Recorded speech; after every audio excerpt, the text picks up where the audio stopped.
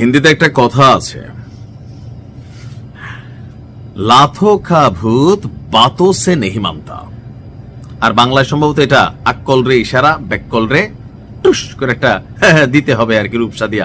এখন কেন? কারণ হচ্ছে যে যারা চালু মাল তারা কিন্তু বোঝে কথাগুলোর অর্থ কি।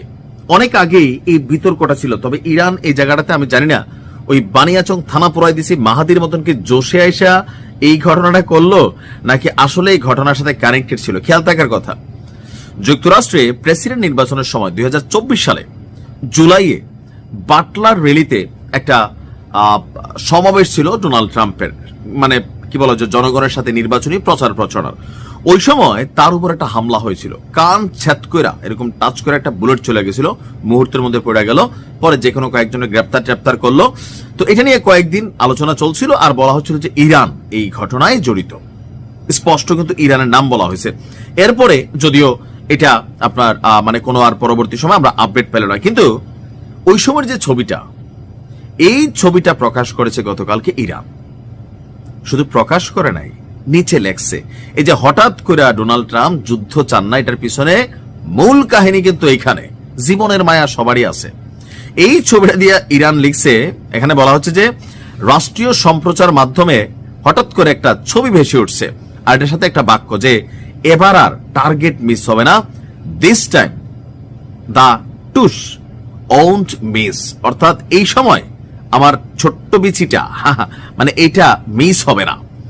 আর এই ভিডিও ক্লিপটি প্রচারের পর শুরু হয়েছে ভিন্ন এক প্রেক্ষাপট। এর বাইরে আমার কাছে মনে হচ্ছে আরো একটা প্রেক্ষাপট আছে। সেই প্রেক্ষাপটটা হচ্ছে মধ্যপ্রাচ্যে থাকা বিশাল মার্কিন সামরিক বাহিনী, এমনকি যেই দেশগুলোতে তাদের এই বাহিনীর আছে সেখানে বিশাল সামরিক ঘাঁটি, বিলিয়ন বিলিয়ন ট্রিলিয়ন ডলার তাদের সেখানে বিনিয়োগ করা আছে। আর গতবার ইরান এবং আমেরিকার যে দুষ্ট ছেলে আছে তাদের যুদ্ধের মধ্যে ইরান কিন্তু কাতারে অভিযান চালাইছিল, খেয়াল আছে তো? তো কাতারে মার্কিন সামরিক ঘাঁটিতে অভিযান চালাইছিল। আর গত পরশুদিন থেকে আপনারা দেখছেন যে কিভাবে এই ঘাঁটিগুলো থেকে তাদের দামি দামি যুদ্ধ বিমান, সেনা, বড় বড় অফিসার, তাদের পরিবারদেরকে যুক্তরাষ্ট্র সরিয়ে নিয়েছে। কারণ গতকালকে রাত্রে পর্যন্ত আমরা শিওর ছিলাম যে ইরান হয়তো হামলা চালাইতেও পারে, নাও চালাইতে পারে। এর মাঝখানে যখন এই সিদ্ধান্তটা আসছে, দ্যাট মিনস বিষয়টা ভিন্ন। অর্থাৎ মধ্যপ্রাচ্যের এই ঘাঁটিগুলোকে নিরাপদ মনে করছে না যুক্তরাষ্ট্র। অপরদিকে এই দেশগুলোর যারা মালিক, লাইক সৌদি আরব, তারা বলে দিচ্ছে ভাই আমার মাটি ব্যবহার করতে পারবে না। তো মনে করছে আকাশ, না না না, ওইটাও না, আমার আকাশ দিয়ে উইরা গিয়ে কোনো ঘটনা ইরানের সাথে ঘটানোর সুযোগ নাই। ইরানের একটা পাওয়ার হচ্ছে সৌদির সাথে ইয়েমেন। ইয়েমেনে আমাদের যে বীরদের গোষ্ঠী আছে, যাদেরকে এত বছর ধরে মার্কিন যুক্তরাষ্ট্র তাদের ছেলে বিভিন্ন সময় অভিযান চালায়া দমাইতে পারে না, লোহিত সাগর টোটালি কন্ট্রোলে। তো সেই টিমটাকে ইরান আবার সৌদির বিরুদ্ধে ব্যবস্থা করতে পারে, ব্যবহার করতে পারে, এই কনসেন্ট্রেশন আপনার সৌদির আছে। এছাড়াও মুসলিম আরব রাষ্ট্র হিসাবে তাদের মধ্যে একটা বন্ডিং আছে, আরবদের একটা জোট আছে। তো সেই জায়গা থেকে সৌদির এই অবস্থানটাও কিন্তু স্পষ্ট হয়েছে।